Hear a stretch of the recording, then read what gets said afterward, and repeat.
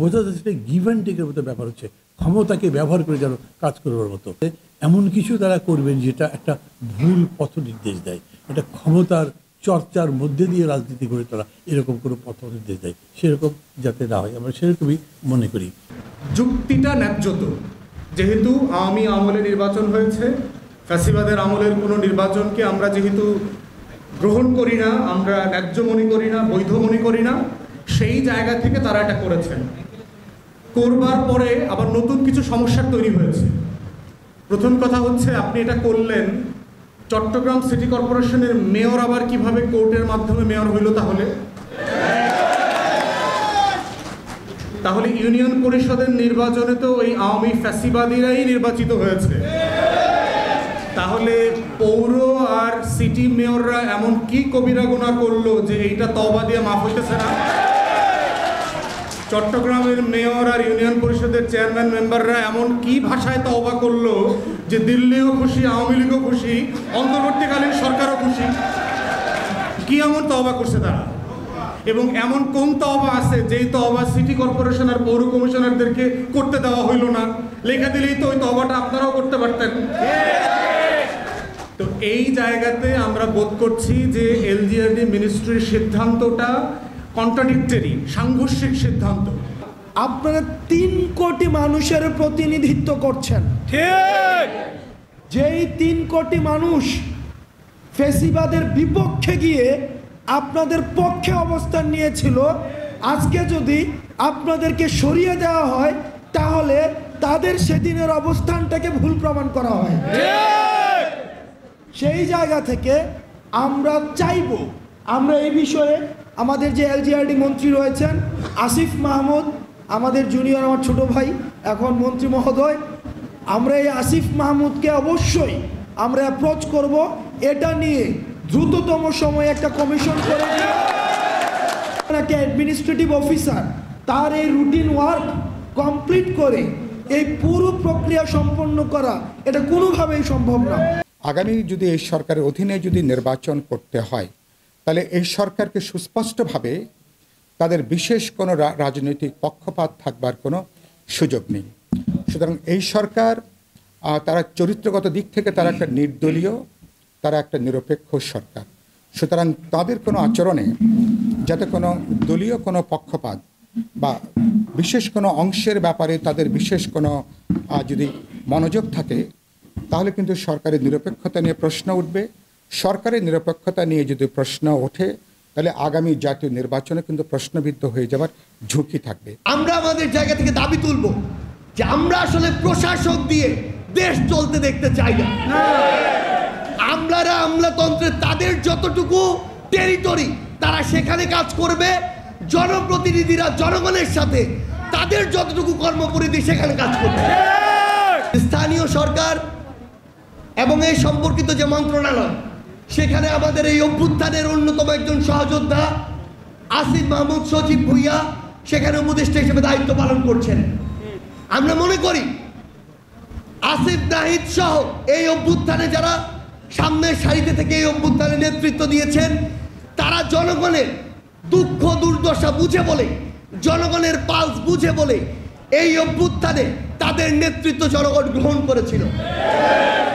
আমরা চাই যারা জনগণের কাছে গ্রহণযোগ্যতার ভিত্তিতে, নিজের যোগ্যতা এবং দক্ষতার ভিত্তিতে এভাবে নির্বাচিত হয়ে এসেছে, তাদেরকে ওই জায়গাগুলোতে যেন এই দায়িত্বটি দেয়া হয়।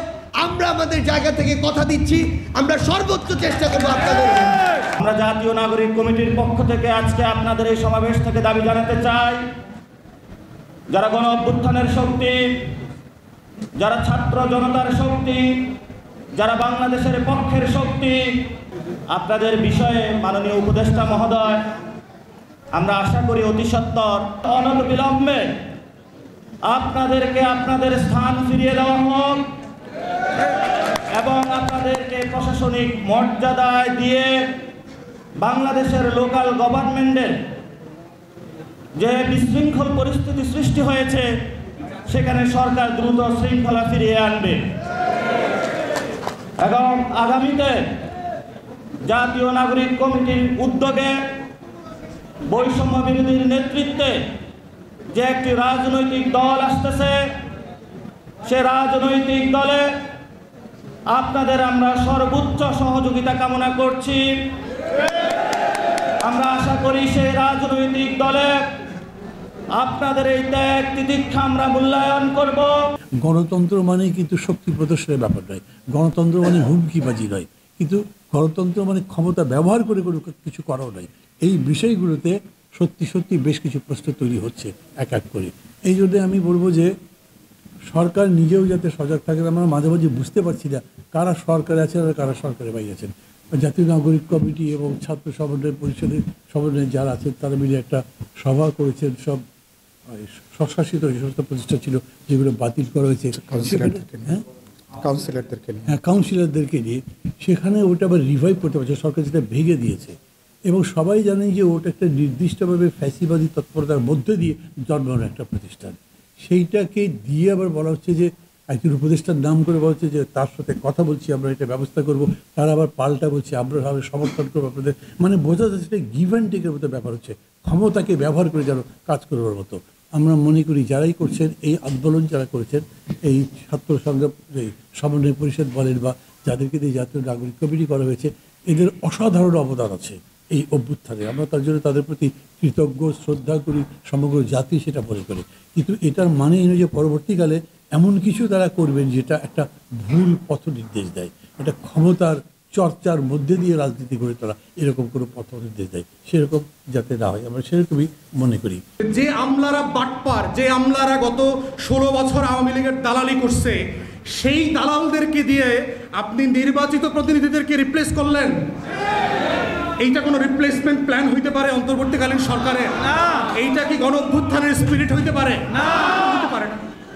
তাহলে যে আমলা তার রেগুলার কাজটা 9টা 5টা ডিউটিটা আন্তরিকতার সাথে, সততার সাথে, মেধাযোগ্যতার সাথে করে না, সেই আমলাকে এডিশনাল রেসপন্সিবিলিটি দিয়েছেন মেয়র হিসাবে, কাউন্সিলর হিসাবে, উপজেলা পরিষদ চালানো, জেলা পরিষদ চালানোর। এরা কি ফেরেশতা নাকি? না। আর একটা কি দাবি করেছে যে এরা প্রচুর ডেভেলপমেন্টের, আপনারা নাকি প্রচুর চুরি টুরি করেন, ডেভেলপমেন্ট ওয়ার্ক ঠিকাদারি চুরি করেন। না, আমলারা কি করে?